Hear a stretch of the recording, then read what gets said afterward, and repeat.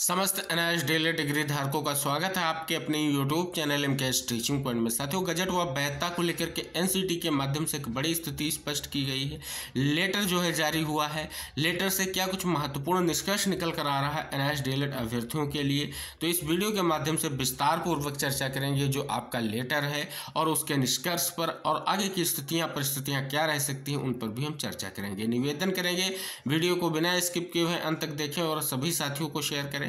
जो साथी चैनल पर पहली बार विजिट कर रहे हैं तो कृपया चैनल को सब्सक्राइब करके बेल आइकन जरूर प्रेस कर लें, जिससे सारी महत्वपूर्ण जानकारी आपको आसानी से प्राप्त होती रहे।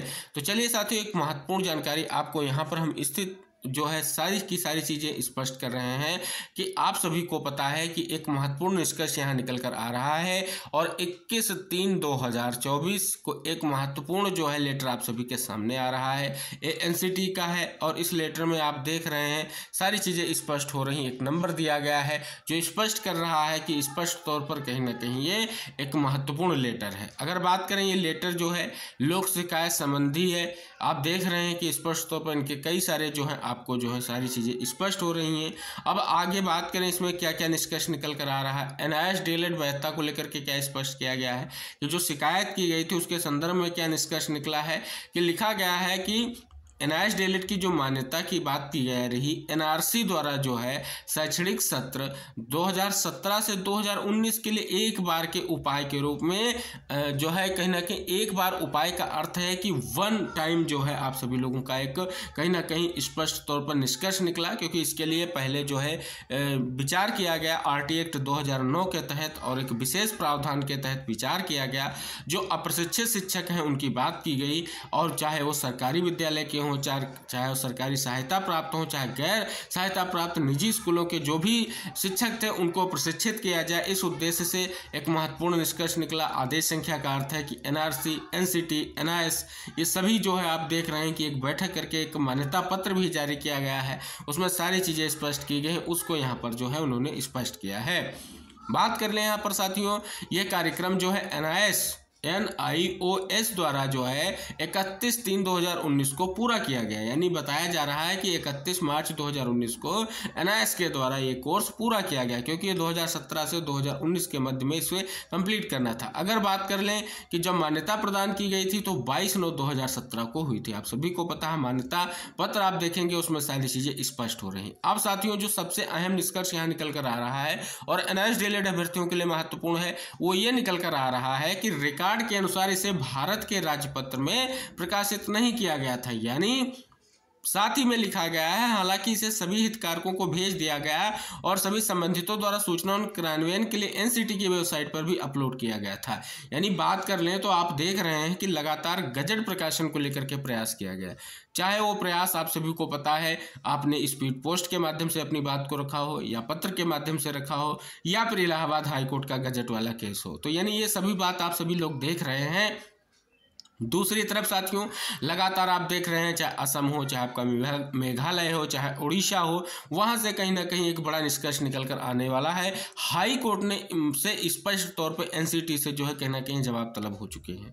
तो इस उद्देश्य से आप देख रहे हैं कि एक बहुत ही महत्वपूर्ण लेटर निकल कर आ रहा है। और साथियों, इस लेटर में स्पष्ट हो रहा है कि जो भारत के राजपत्र में प्रकाशित नहीं किया गया है, कहीं ना कहीं इस बात को भी स्वीकार किया गया है। हालांकि साथियों, एक विशेष जो आपका प्रयास है कहीं ना कहीं ये स्थिति स्पष्ट कर रहा है। आगे एक बहुत ही महत्वपूर्ण स्थिति स्पष्ट की गई है कि राज्य केंद्र शासित प्रदेश सरकारों और भर्ती निकायों ने इस आदेश को ध्यान में रखा है। यानी जो आपका आदेश पहले स्पष्ट हो रखा है, जो सारी चीजें यहाँ पर स्पष्ट की गई हैं, बात किया गया है कि एनसीटी की वेबसाइट पर इसे अपलोड किया गया। यानी मान्यता पत्र या जो आपकी स्थितियां थी, जिस प्रकार से एनआईएस डीएलएड को कहीं ना कहीं आप सभी के लिए स्पष्ट किया गया था, उसको जो है स्पष्ट किया गया। और आगे स्पष्ट किया गया कि भर्ती निकायों ने इस आदेश को ध्यान में रखा। अब साथियों, स्पष्ट हो रहा है कि यहाँ पर कुछ महत्वपूर्ण निष्कर्ष निकल कर आ रहा है जो एनआईएस डीएलएड अभ्यर्थियों के लिए महत्वपूर्ण। पहला पॉइंट, इसमें जो है स्पष्ट तौर पर जो भी निष्कर्ष की स्थितियां हैं, जो भी यहाँ पर पॉइंट आउट किए गए हैं, तो स्पष्ट हो रहा है कहीं ना कहीं एक बड़ा निष्कर्ष निकल कर आ रहा है। पहली बात, वर्तमान में ये एक ही प्रयास है, जितने भी जो है एनआईएस डीएलएड के साथी प्रयास कर रहे हैं उनका प्रयास है कि जो है गजट प्रकाशन को लेकर के स्थिति स्पष्ट। आप सभी को पता है कि जिस प्रकार से आप देख रहे हैं रेगुलेशन जो कौशिक दास वाले केस में स्पष्ट किया गया था कि इस रेगुलेशन के बारे में कोर्ट में सारी चीज़ें स्पष्ट की जाएंगी। आप उस रेगुलेशन को एक बार जरूर देखें। उस रेगुलेशन में पूरी तरीके से स्पष्ट तौर पर लिखा गया है शैक्षणिक सत्र के बारे में, और इसमें भी सेशन की बात की गई। सेशन का अर्थ है शैक्षणिक सत्र जो आपका 2017 से 2019 का होगा, ये स्पष्ट हो रहा है। अब सुप्रीम कोर्ट ने जो फैसला दिया है, सुप्रीम कोर्ट के फैसले का आप अवलोकन कीजिए। उसमें कहीं भी ये नहीं लिखा गया है कि NIH DLED जो डिग्री है या NIH DLED की जो आपकी डिग्री है ये अमान्य है। तो साथियों इसमें स्पष्ट लिखा गया है कि NIH DLED जो है प्राथमिक शिक्षक भर्ती के लिए वैलिड नहीं है। कारण ये है कि यहाँ पर रेगुलर DLED का जो कोर्स होता है वो 24 माह का है और इस कोर्स की अवधि 18 माह है। अगर आपका मान्यता पत्र गजट में प्रकाशित हुआ होता तो उस बात को आप पूरी विधिवत तरीके से कोर्ट के सामने रख सकते थे कि जो है यहाँ पर स्पष्ट तौर पर इस बिहाफ पर इस कोर्स को 18 महीने का कराया गया है। आप सभी को पता है इंटर्नशिप का जो आपका समय है आपके सेशन को स्पष्ट कर रहा है। तो साथियों स्पष्ट हो रहा है गजट प्रकाशन की महत्ता क्या है, आपने देख लिया है। चाहे आपकी क्लेरिफिकेशन याचिका हो वो भी आपकी डिस्पोज ऑफ हुई है। उसके बाद आपका एक महत्वपूर्ण केस अभी जो सुप्रीम कोर्ट ले जाया गया था उसे भी डिस्पोज ऑफ किया गया है। और आप सभी के कई सारे केस जो देख रहे हैं कि स्पष्ट तौर पर उनका निष्कर्ष क्या निकल कर आ सकता है।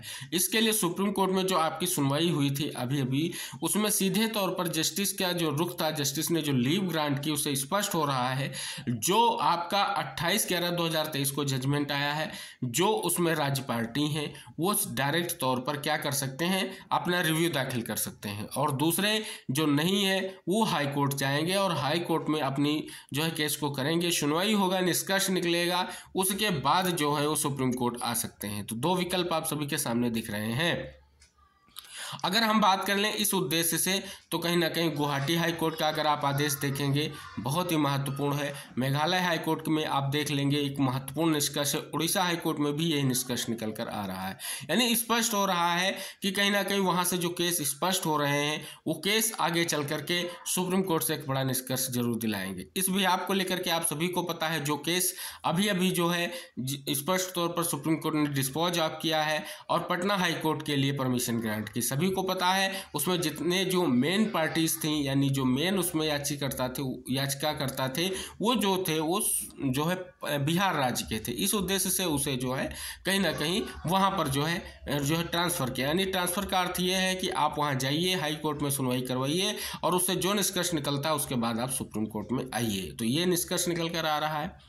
तो यहाँ पर साथियों लेटर से स्पष्ट हो रहा है कि आपके गजट को लेकर के जो स्थितियां हैं बहुत ही महत्वपूर्ण है। और आप सभी को पता है 28/11/2023 का जो जजमेंट आया है उसके बाद से आप देख रहे हैं लगातार ये स्पष्ट हो रहा है कि किसी भी तरीके से कोई भी स्थिति स्पष्ट नहीं हो रही। हालांकि साथियों अभी तक जो है स्पष्ट किया जा रहा है कि NCT ने ना तो उस आर्डर को अपनी वेबसाइट पर अपलोड किया है और ना तो जो है उसको लेकर के स्पष्ट तौर पर कोई लेटर राज्यों को इशू किया है। लेकिन आप सभी को पता है ये स्थितियाँ अभी जो है बहुत ही महत्वपूर्ण है और जो पॉइंट्स आप देख रहे हैं कि उन पर विचार किया जाना चाहिए तो उन पर विचार अवश्य किया जाना चाहिए।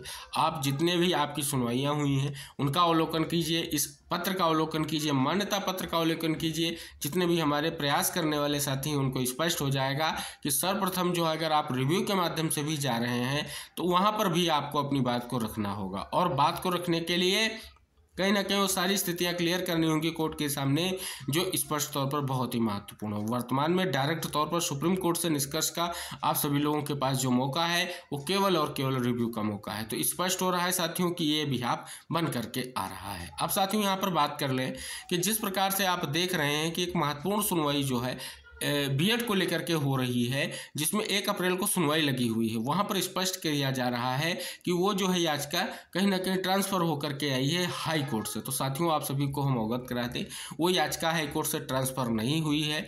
आप वहाँ पर देख सकते हैं अभी भी जो है मध्य प्रदेश हाई कोर्ट में वो केस चल रहा है। केवल और केवल जो आपका मेन जजमेंट था उसमें एक क्लेरिफिकेशन लगाया गया है और क्लेरिफिकेशन इस उद्देश्य से लगाया गया है कि जो आपका एक जजमेंट आया था बीएड वर्सेस BTC के पक्ष को लेकर के 11 अगस्त 2023 से जितने भी चयनित हुए थे पहले उनको लेकर के ये लगाया गया था। तो साथियों ये स्पष्ट हो गया होगा। आई थिंक इसी उद्देश्य से जो है कौशिक दास की भी क्लेरिफिकेशन थी कि स्पष्ट किया जाए 28/11/2023 से पहले जो भी हैं उन पर निष्कर्ष दिया जाए, जो भर्तियां हुई हैं, जो चयनित हुए हैं उन पर क्या स्थिति लागू होगी, ये कहीं ना कहीं क्लेरिफिकेशन का अर्थ होता है। तो साथियों ये स्पष्ट हुआ होगा। अब जो भी प्रयास हैं, जो भी टीम्स प्रयास कर रही हैं, कहीं ना कहीं बहुत ही महत्वपूर्ण है और उस उद्देश्य से प्रयास करना चाहिए। आई थिंक यहाँ पर स्पष्ट हो रहा है कि ये लेटर जो है वर्तमान में एक बहुत बड़ी स्थिति स्पष्ट कर रहा है कि आखिर जो है एनसीटी के स्थितियों को लेकर के क्या निष्कर्ष निकल कर आ रहा है। तो अभी की वर्तमान की दृष्टियों से देखें तो जो भी साथी हमारे प्रयास कर रहे हैं एक बार इस पत्र का अवलोकन जरूर करें, इनके सभी जो स्पष्ट तौर पर स्थितियां स्पष्ट कीजिए, उनके विधिक पहलुओं पर विचार करें, राय लें और उसके बाद जो है अगला कदम रखें, जिससे स्पष्ट तौर पर जो अभी तक संशय बना हुआ है, कई सारी याचिका डिस्पोज होने से एनआईएस डीएलएड के सभी अभ्यर्थियों के मन में संशय बना हुआ है, ये स्पष्ट हो रहा है और उस संशय को कहीं ना कहीं आप सभी को दूर करना होगा और उसके लिए आप सभी को ऐसे प्रयास करने होंगे जो कहीं ना कहीं महत्वपूर्ण है। इस दिशा में प्रयास टीम्स कर रही हैं, लेकिन साथियों निष्कर्ष कैसे क्या निकलेगा ये भी एक महत्वपूर्ण विषय वस्तु बना हुआ है। उम्मीद जताई जा रही है कि एनसीटी ने जिस प्रकार से इस लेटर के माध्यम से कुछ महत्वपूर्ण तथ्यों को क्लियर किया है उसी प्रकार से आगे भी एक बड़ा निष्कर्ष जरूर निकल कर आएगा जो एनआईएस डीएलएड अभ्यर्थियों की वैधता और गजट को लेकर के स्थिति स्पष्ट करेगा। तो निवेदन रहेगा इस वीडियो को जरूर शेयर कीजिएगा और चैनल को जरूर सब्सक्राइब कीजिएगा, क्योंकि साथियों जो भी महत्वपूर्ण पॉइंट्स थे जिन पर हमने विचार किया है, आशा करेंगे सभी साथी इस वीडियो को शेयर करके चैनल को जरूर सब्सक्राइब कर लें, जिससे महत्वपूर्ण जानकारी आपको आसानी से मिलती रहे। मिलते हैं नेक्स्ट अपडेट के साथ, तब तक के लिए टेक केयर, बाय बाय साथियों।